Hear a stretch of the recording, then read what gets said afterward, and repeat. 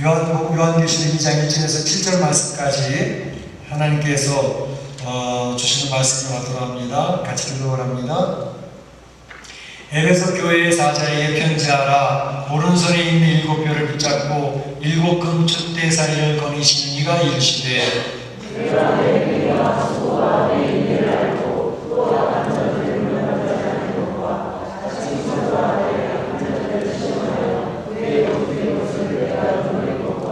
또 내가 참고 내 이름을 위하여 견디고 게으르지 아니한 것을 아노라.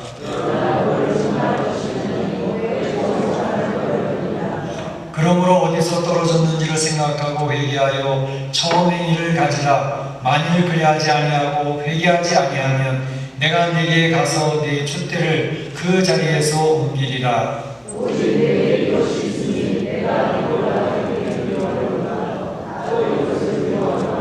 같이 봅니다. 그에 있는 자는 성령이 교회들에 가시는 말씀을 들을지어다.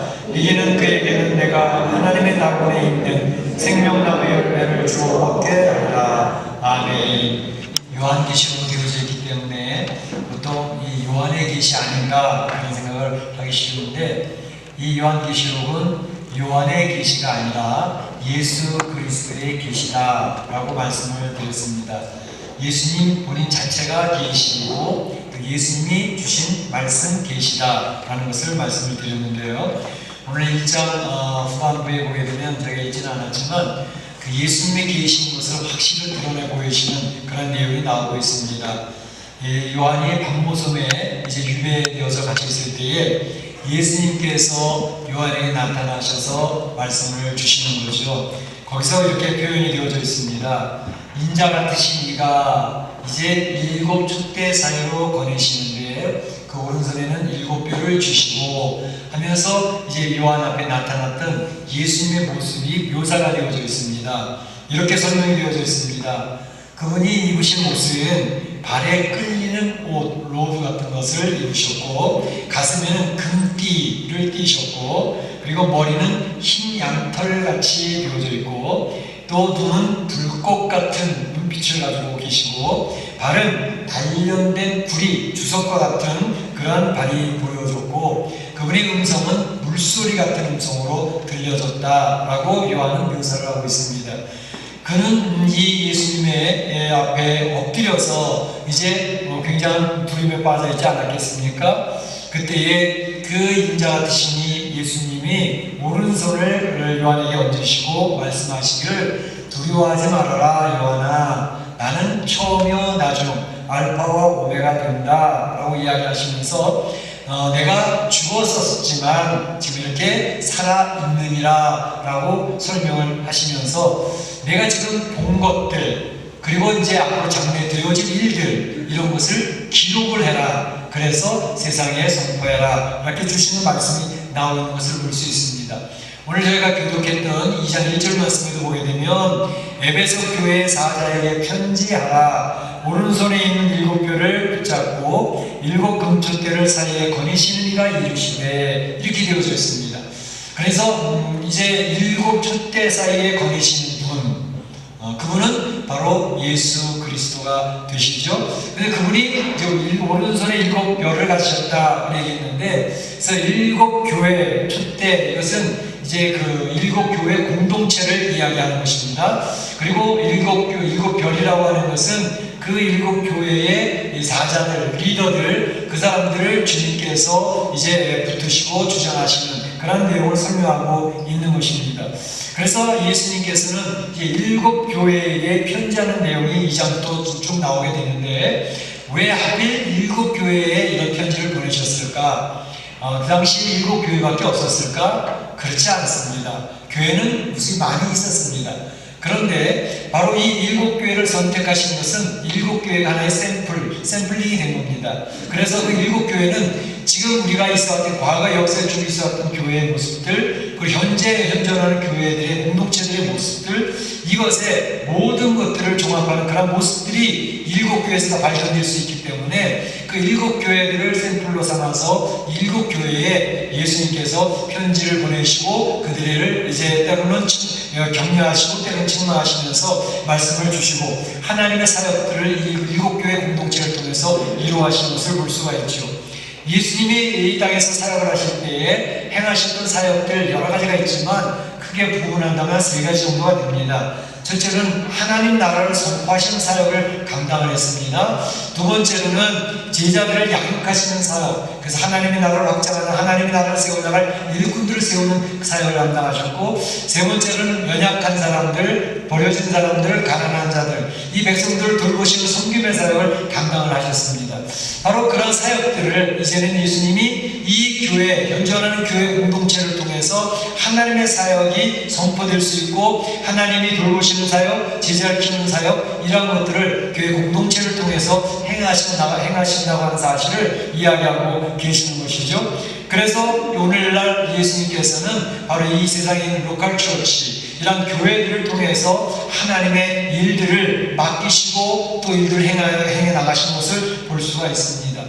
그 7개의 교회들 가운데 첫 번째로는 에베소 교회를 선택을 하셔서 에베소 교회에 편지해라 라고 해서 말씀을 주시게 되어졌던 것입니다.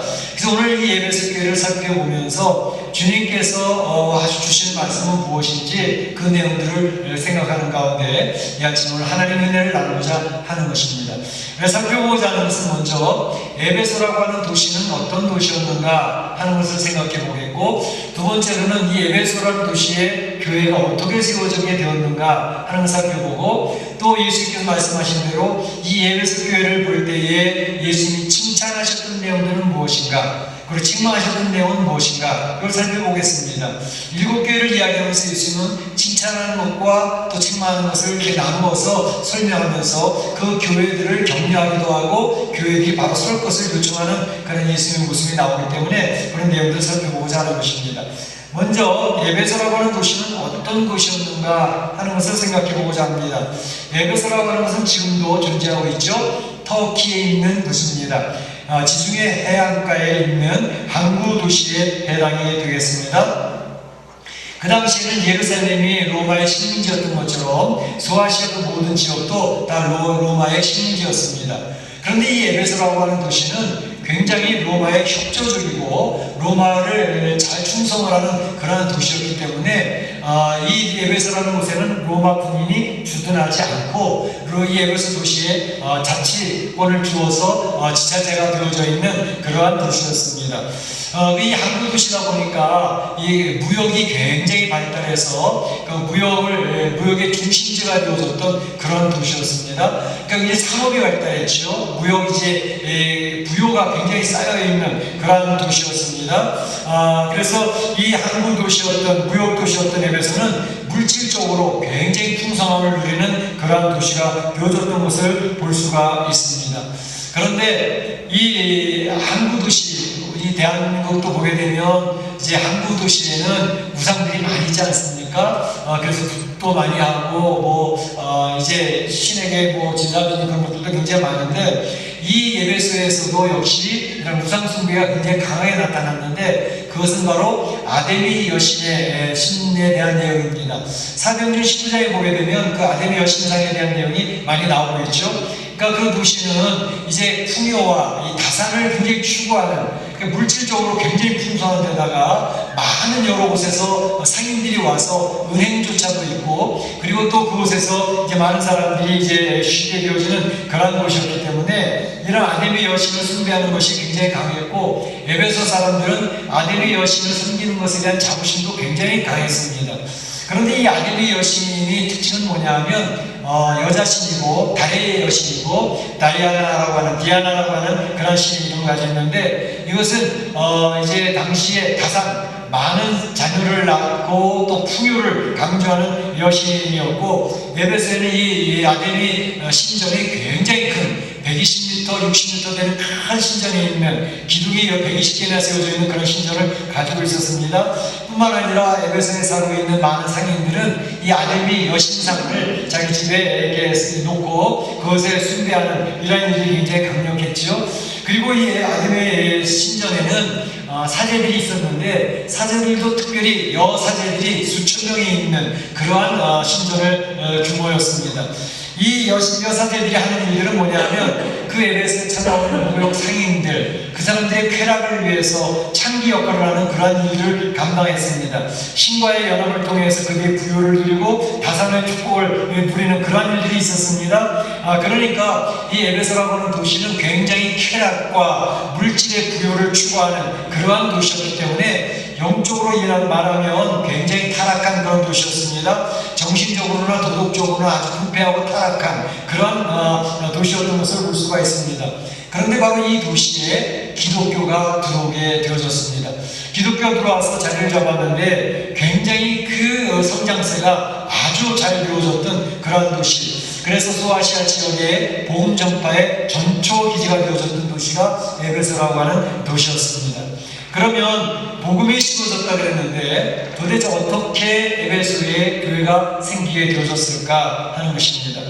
사도행전 19장에 보게 되면 사도 바울이 제3차 전도 여행을 할 때에 이제 AD 53년에서 8년 사이인데 그때에 사도 바울은 이 에베소를 굉장히 전략 거점으로 삼았던 것 같습니다. 보니까 사람들이 종교성이 강해가지고 이제 복음도 잘 받아들이는 모습도 있었고, 그래서 사도 바울은 이 에베소에 두란노 서원이라고 하는 이제 성경 공부관을 만들어놨습니다. 그래서 그 두란노 서원을 통해서 성경 말씀을 아주 체계적으로 양육을 하고 가르쳤을 때 그곳에서 세워졌던 제자들이 이제 아주 힘있고 강력하게 교회를 세워나갔던 것을 볼 수가 있습니다. 그러니까 이 복음이 증거되면서 에베소가 아데미 여신을 통해서 아주 장하게 되어졌던 그런 도시였는데 복음을 전해 듣는 에베소 사람들이 막 변화되기 시작을 하는 거였습니다. 그래서 마술사의 이야기가 유명하죠. 마술사가 예수님을 믿고 난 다음에 자기가 마술 치는 모든 책들 그것을 다 갖다 불태웠는데 은 5만 양이나 되어지는 그러한 큰 재산을 불태우는 역사도 있었다라고 하는 것이 사도행전 19장에 기록이 되어져 있는 것이죠. 그래서 사도 바울을 통해서 에베소 교회, 이 에베소 도시가 완전히 뒤집어지는 그런 역사들이 나타나는 일들이 생겼던 것입니다. 그 이후에 사도 바울은 바로 디모데, 사도 바울의 참 믿음의 아들이라고 얘기할 수 있는 디모데를 훈련을 시켜서 에베소 교회 목회를 맡기지요. 그래서 젊은 디모데가 목회를 하기 때문에 바로 에베소서를 통해서 또는 디모데 전서를 통해서 디모데의 목회도 가르치고 교회를 돌볼 수 있는 그런 내용들을 가르치는 것을 볼 수가 있습니다. 한 10년 정도 디모데가 우리 에베소 교회를 잘 목회를 했습니다. 물론 그 중간에 다른 사역자들도 있긴 있었지만 또 대표적인 사역자는 오늘 이 요한계시록을 기록했던 사도 요한입니다. 사도 요한이 또 에베소 교회를 맡아서 사역을 하게 되어졌는데 바로 사도 요한이 이곳에서 사역을 하다가 도미티안 황제 때 네로 황제의 박해나 도미티안 황제 박해는 굉장히 큰 박해였거든요. 그때에 바로 에베소 목회를 하고 있던 이 사도 요한을 지중해 반모섬에 유배를 시키게 되는 것이죠. 그래서 반모섬에 있게 됐을 때에 하나님의 귀한 말씀을 받아 기록해서 요한계시록이 이루어지게 된 것인데 바로 이 에베소에서 목회하던 사도 요한이 이제 그 사역했다는 그런 증거로서 그 에베소 지역에는 마리아의 무덤이 있습니다. 마리아의 기념교회가 있습니다. 왜냐하면 예수님 십자가에 달려 돌아가실 때에 그 모친 마리아를 누구에게 부탁했죠? 어떤 제자에게? 그 제자는 12제자 중에서 제일 나이가 어렸던 사도 요한, 제자 요한에게 예수님의 모친을 맡기지 않습니까? 요한아 봐라 내 어머니다 맡기고 또 이 어머니에게 당신의 아들입니다 라고 해서 요한에게 마리아 자기 모친을 맡겼는데 요한은 그 예수님의 모친 마리아를 극진히 잘 섬겼던 것 같습니다. 그래서 에베소에 목회할 때 그때 마리아가 거기 와서 거기서 생활하다가 거기서 소천한 것 같아요. 마리아의 기념교회가 있고 무덤이 있게 되어졌던 것입니다. 그래서 이 에베소 교회는 사도 바울에 의해서 강력하게 세워졌고 제자 훈련이 잘 되어졌고 에베소 그 도시 자체를 뒤엎을 정도로 굉장한 놀라운 부흥과 성장이 있어져서 복음 전파의 전초 기지가 되어졌다는 것입니다. 그래서 이 에베소 교회는 이제 예수님에게도 칭찬받는 교회가 되어졌는데 오늘 예수님이 칭찬하셨던 내용은 무엇인가 하는 것입니다. 예수님 칭찬했던 내용이 2절과 3절에 나오고 있는데 이렇게 되어 있습니다. 내가 내 행위를 아노니 내 행위와 수고와 내 인내를 알고 또 악한 자들을 용납하지 아니한 것과 자칭 사도라 하되 아닌 자들을 시험하여 그 거짓된 것을 내가 드러낸 것과 또 내가 참고 내 이름을 위하여 견디고 게으르지 아니한 것을 내가 안다. 예수님이 아신다는 거예요. 그래서 여기서 이 내용이 에베소 교회를 칭찬하는 내용인데, 에베소 교회가 어떻게 행동을 했는지, 어떤 삶의 열매가 있었는지 수고하는 것도 잘 알고 있다. 특별히 인내하는 것도 잘 알고 있다라고 얘기를 하십니다. 특별히 악한 것을 용납하지 아니하였다라고 얘기하고 있고, 자칭 사도라, 에베소 교회 성도들은 사도 정도의 그러한 자부심을 가지고 이제 이단들, 잘못된 영들이 들어온 것을 시험해 보면서 그 거짓된 것을 드러내서 교회 안에 뿌리를 내리지 못하도록 막는 그 일을 잘 감당했다는 것입니다. 그래서 참고 주님의 이름을 위하여 견디고 게으르지 아니하였다. 그러니까 신앙적으로도 이단들이 들어오는 것들을 잘 막아내면서 이제 그걸 하나님 말씀을 지켜냈고, 특별히 로마의 핍박과 환난이 있음에도 불구하고 참고 견디면서 게으르지 아니하게 교회 공동체를 잘 지켜냈다 하면서 예수님을 칭찬하시게 된 것이죠. 그런데 오늘 여기에서 예수님이 특별히 니골라당이라는 것을 언급하고 있습니다. 너희들이 니골라당의 행위를 미워하는구나. 나도 이것을 미워하노라. 이렇게 이야기를 하고 있습니다. 니골라당이라는 것을 특별히 끄집어내서 예수님이 언급하는 이유가 있습니다. 그것은 뭐냐면, 니골라당도 예수님을 믿는다고 하고 하나님을 섬긴다고 하는 사람들입니다. 그런데 이 니골라당은 은혜, 사도 바울이 계속 강조했던 것이 우리는 믿음으로 말미암아 구원을 받는다라는 것을 계속 강조하지 않습니까? 갈라디아서를 비롯해서 모든 로마서에서도 그렇고 이 이신득의 믿음은 믿음으로 말미암아 의인이 되리라고 하는 그 사상 굉장히 강력하게 외쳤던 분이 사도 바울인데, 바로 이 니골라당은 그 예수님을 믿어서 구원받았다라는 것에 대해서 확신을 갖는다는 것이죠. 근데 문제는 내가 믿음으로 말미암아 하나님의 자녀가 되어졌지만, 그러나 나는 이제 구원받은 사람이기 때문에 이 세상에서 죄를 지으면서 살아가도 나는 분명히 구원을 받아, 이렇게 한다는 것입니다. 그런데 믿음으로 말하면 구원의 확신을 갖는 건 좋은데, 자기가 죄 짓는 것에 대해서 전혀 꺼리낌이 없고 자기 죄 짓는 것을 합리화시키면서 자기 안에서 죄와 싸워서 이기려고 하는 영적 싸움도 없고, 나는 예수님 믿었기 때문에 무조건 하나님 나라 가, 나는 무조건 구원받은 사람이 돼, 나는 천국에 갈 거야 라는 확신을 넘친다는 거예요. 그런데 실상 그의 삶에는 죄의 열매들을 주렁주렁 맺어가면서 그 죄의 열매 맺는 것에 대한 회개함도 없고 양심의 가책도 없고 자기가 합리화를 시키는 거죠. 나는 죄인이기 때문에 어쩔 수 없이 죄를 지을 수밖에 없어. 그렇지만 주님이 구원해 주실 거야. 굉장히 믿음이 좋은 것 같이 보이잖아요. 근데 그 믿음은 잘못된 믿음이라는 것입니다. 예수님을 만난 믿음이 아니라는 것입니다. 다시 말하면 우리 그리스도인들은 자유함을 얻은 사람입니다. 그래서 사도 바울이 얘기했던 것처럼 너희는 죄의 종이 되어지지 아니하고 해방받은 자다라고 선언해서 그리스도인들은 죄로부터의 자유함을 누리게 된 사람들이 맞습니다. 그런데 이 자유를 누린다고 하는 것은 자유에는 항상 책임과 의무가 따라올 때, 그것을 감당할 때 그 자유를 누리게 되는 것입니다. 우리가 자유민주주의를 누린다고 하면서도 그 국민된 책임과 의무를 감당하지 않으면 그 자유를 누릴 그런 권한이 없습니다. 그런데 니골라당이 하는 것은 나는 예수님을 믿어서 자유인이 되었어 라고 하는 자기의 권리를 주장하지만, 자기네들이 죄와 싸워서 승리해야 되고 하나님 자녀에게 살아야 되고 충성을 해야 되고 순종해야 되는 자기의 책임과 의무는 전혀 생각지도 않는다는 것입니다. 그 사람들이 니골라당이라는 것입니다. 오늘날 얘기하면 이 니골라당과 똑같은 사람들이 있습니다. 구원파의 사람입니다. 유병현의 사건도 그렇고 이제 멕시코에도 또 바국스라는 사람들 다 이 구원파의 아들들인데, 그 사람들의 특징은 믿음을 되게 강조합니다. 예수님을 되게 강조합니다.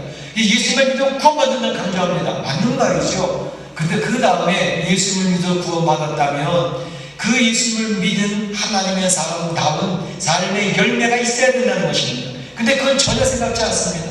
난 죄이니까 죄를 지을 수밖에 없어. 그래도 주님이 나를 구원하실 거야? 말도 안 되는 소리입니다.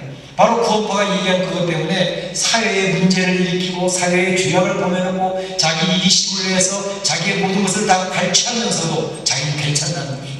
그래서 주님의 사랑을 받고 있는 자라는 겁니다. 이것이 구원파고 이것이 니골라당입니다. 그런데 바로 이 니골라당을 이 에베소 교회에서는 밀어냈다는 것입니다. 예수님도 나도 니골라당을 싫어한다고 얘기를 하시는 것입니다.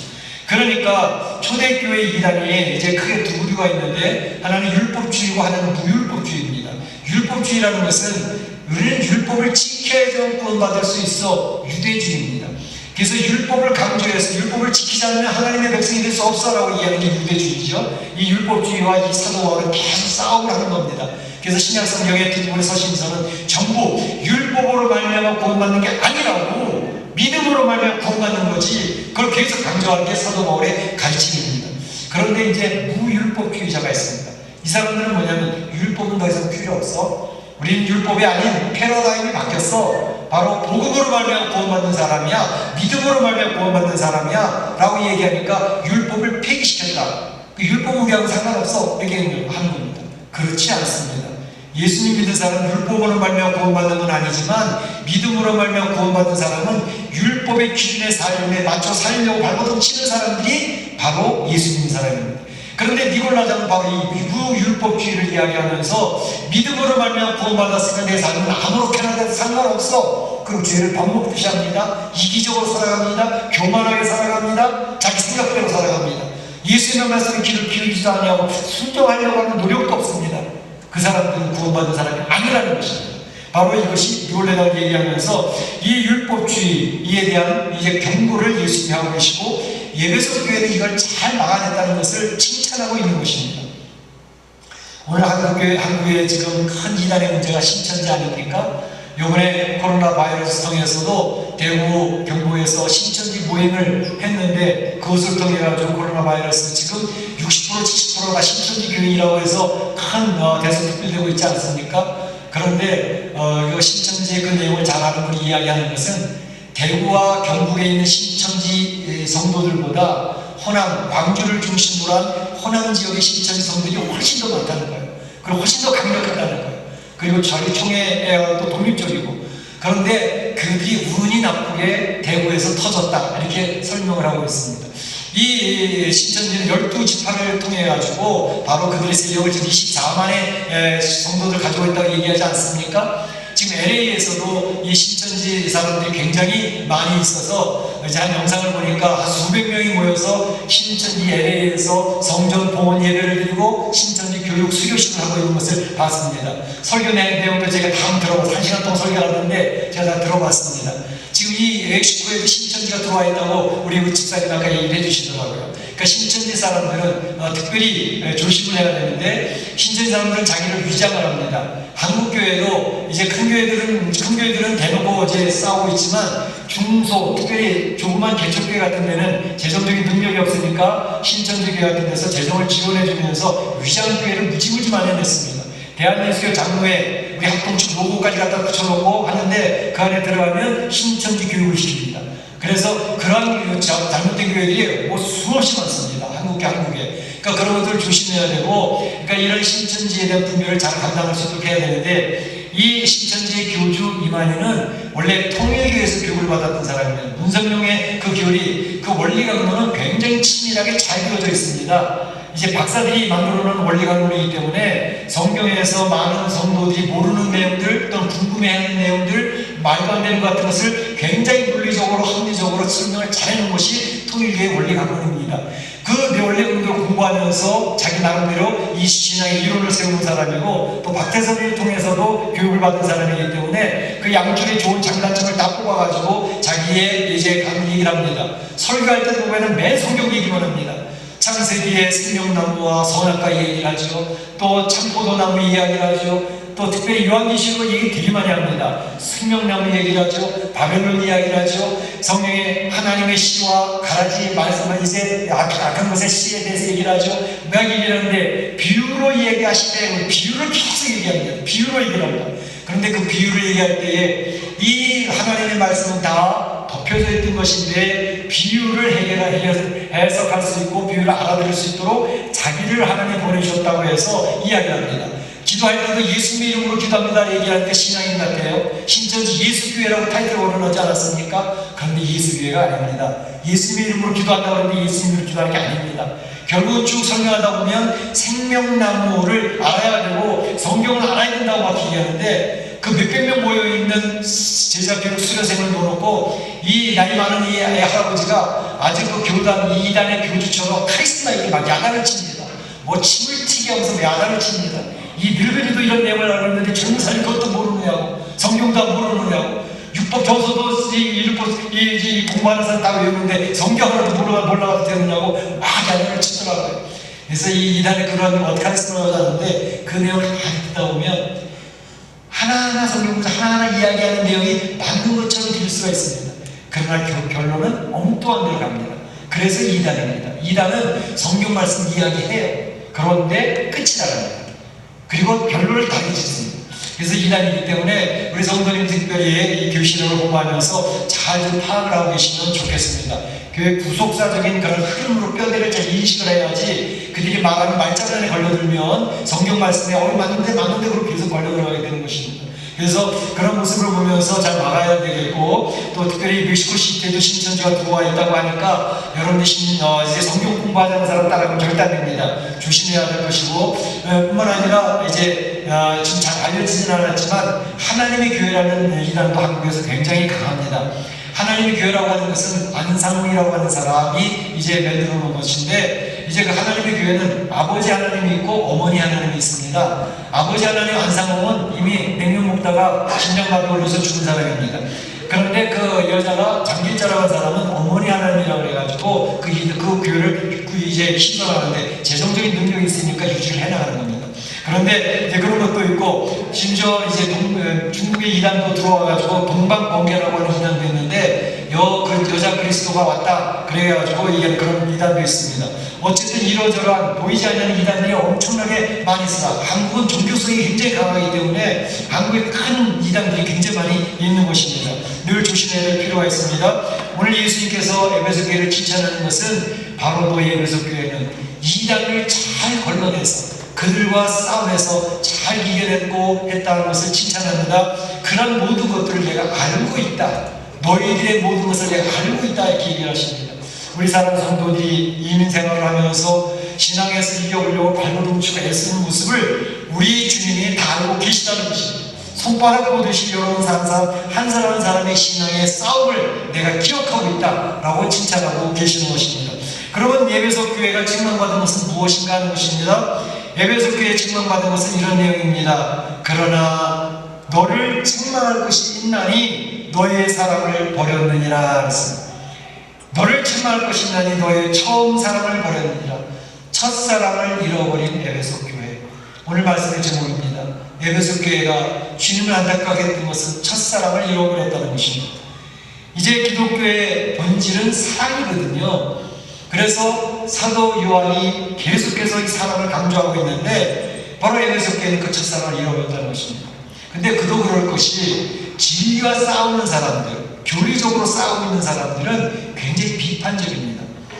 그렇기 때문에 이단 대책위원회 하는 사람들은 굉장히 비판적이고 분석적이고 비판적이고 그 내용을 논리적으로 설명을 해서 막아내야 되기 때문에 에베소 교회가 그런 비판적인 모습, 논리적인 모습, 잘못된 모습, 정죄하는 모습이 굉장히 날카로워지다 보니까 그 교회 공동체 자체가 포용하고 사랑하고 감싸주는 그런 모습이 점점 약해져가고 있었습니다. 처음 시작은 좋았는데 그것이 계속 진행되는 동안에 그들의 모습이 변화되어졌다는 것이죠.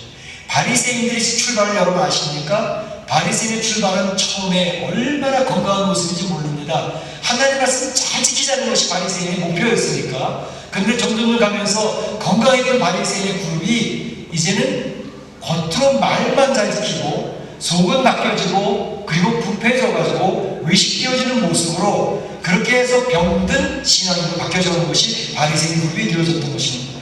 그렇기 때문에 신앙인의 건강의 모습은 내가 옛날에 건강했다고 해서 지금 건강하다는 것을 의미하는 것도 아니고 앞으로 건강할 것이라는 것을 보장하는 것도 아닙니다. 신앙인들의 영적인 건강성은 지금 현재 건강해야 됩니다. 과거에 잘못했든 과거에 건강했었든 상관없이 지금 현재 건강한 것을 체크해야 되는 것입니다. 이 건강성은 하나님의 말씀을 가까이 하고 하나님 앞에 엎드려 기도하는 자에게 하나님의 영적인 건강성을 주시는 거기 때문에 제가 그처럼이나 계속 강조하고 있는 것입니다. 근데 에베소 교회는 이단과의 싸움에 날카로워지다 보니까 사람들에 대해서 계속 분석을 하잖아요. 새로운 사람들을 이상한 눈치로 쳐다보잖아요. 저 사람이 바른 신앙이 가진 사람인가, 혹시 이단 신천지에서 온 사람은 아닌가, 날카롭게 보니까 그 교회 공동체에 어떤 모습이 자리 잡냐면 냉랭한 비판의 공동체가 되어지고 말았습니다. 서로 비판하고 비난하고 살피고 날카로워지니까 교회 공동체가 푸근함이 없어져 버린 것입니다.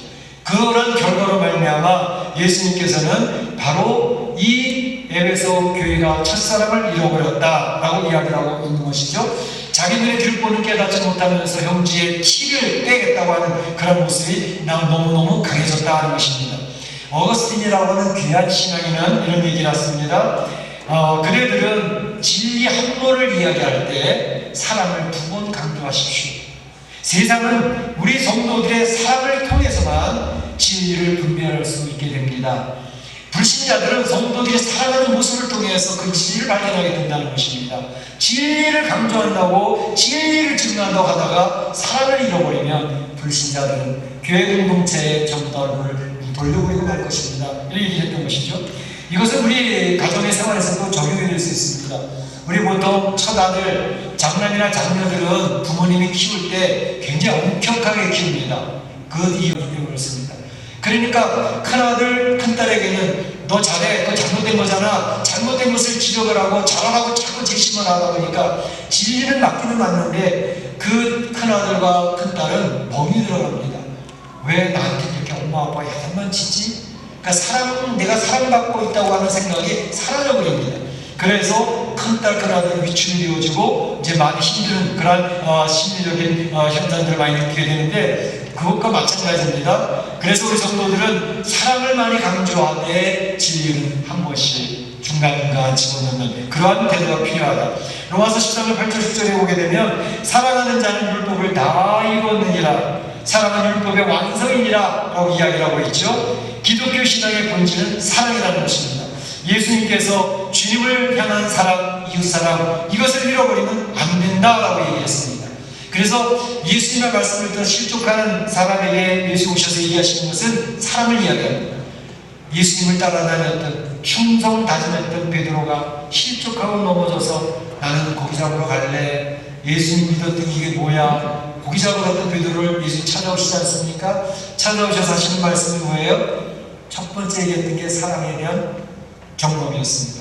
베드로야, 네가 나를 사랑하느냐? 아가파스메, 네가 나를 아가파의 사랑을 가지고 사랑하는 거 맞냐? 그랬을 때 예수님께서 물으시는 것은 베드로가 실패한 걸 알고 있잖아요. 베드로는 아가파의 사랑을 가지고 주님을 사랑할 수 없다는 걸 알고 계시잖아요. 그 질문했던 내용은 너는 나를 사랑하지 못했지만 나는 아가페의 사랑을 가지고 너를 사랑할 거야 라고 하는 사랑의 점검을 주시는 것입니다. 그래서 실패한 자, 쓰러진 자, 넘어진 자에게 주님의 사랑, 큰 사랑을 이야기하시고 그가 주님 앞에 안길 수 있도록 만들어 오셨던 것을 볼 수가 있습니다. 그렇기 때문에 이중필 예배소 교회들이 부탁하는 것은 이 첫사랑을 회복해라. 이단을 갈망하는 건 좋지만 첫사랑을 사랑해서 그 교회 공동체가 따끈따끈하고 푸른 공동체가 돼야지. 서로 비난하고 정죄하고 날카롭게 서로 하면 그 공동체는 냉랭한 냉소하는 공동체가 되어지고 만다라는 것을 이야기하고 있습니다. 만약에 너희가 여기서 회개해서 첫사랑을 회복하지 못한다고 하면, 회개해서 첫사랑을 회복하지 못한다고 하면 내 촛대를 내가 옮길 거야 라고 이야기합니다. 그러나 회개해서 저의 첫사랑을 회복한다면 나무의 생명나무의 열매를 먹게 할 것이다 라고 예수님이 결론을 짓고 있는 것입니다. 사도 요한이 유배 생활 끝내고 다시 돌아와서 에베소에서 하나님의 말씀을 증거하는데 사도 요한이 증거하는 말씀은 맨날 똑같은 거예요. 형제들아 서로 사랑하라, 자매들아 서로 사랑해라. 이제 제자들이 이야기합니다. 사도 요한 선생님, 그 말은 제가 귀에 못이 기도를 들었습니다. 좀 다른 설교 좀 하시면 안 됩니까? 다른 설교 좀 해주세요. 그랬더니 사도의 대답이 내가 다시 말하노니 소자들아 서로 사랑하라 또 얘기하더라는 거예요. 그만큼 사랑에 대해서 이 사랑은 본질이라는 것이에요. 기독교의 본질이라는 것이죠. 그래서 이 사랑을 이야기할 때 사랑이라는 단어는 추상적인 단어지 않습니까? 추상적인 단어를 구체화시키는 구체적인 단어 보통 동사를 만들기 위해서는 행동할 수 있는 걸 바꿔줘야 되죠. 내가 사랑하니까 나의 아내에게 카톡을 한번 보내서 문안을 해야지. 나의 사랑하는 친구, 교회 안 나오는 우리 사랑하는 형제에게 카톡을 보내서 어떻게 지내냐고 한번 전화를 해봐야지. 바로 이것을 구체화시키는 그것이 사랑입니다. 관심을 가져주는 것입니다. 오늘 바울 목장에서 우리 마스크를 준비해가지고 성도들에게 나눠줬습니다. 바울 목장에 3내용을 하여튼 몇 장씩 해서 나눠줬습니다. 그 모습, 그게 구체화되어졌기 때문에 사랑하는 모습인 것입니다. 바로 이러한 사랑을 구체화시키는 작업을 우리 성도들이 가정에서도 교회에서도 해야 된다는 것입니다. 여러분 가정에 부부간에 사랑이 있어야 됩니다. 그 사랑이 견고해야 행복함을 누릴 수가 있습니다. 자녀들이 부모님의 사랑을 경험할 때에 그 아이를 안정성 있게 자라납니다. 기독교의 가정이 될 수가 있습니다. 예수님이 주인 되신 가정으로 세워지게 됩니다. 교회 공동체도 마찬가지입니다. 교회 공동체도 바로 주님의 사랑이 느껴지고 사랑의 배려심이 성도들 간에 체험이 되어질 때에 교회 공동체가 푸근하고 따뜻해집니다.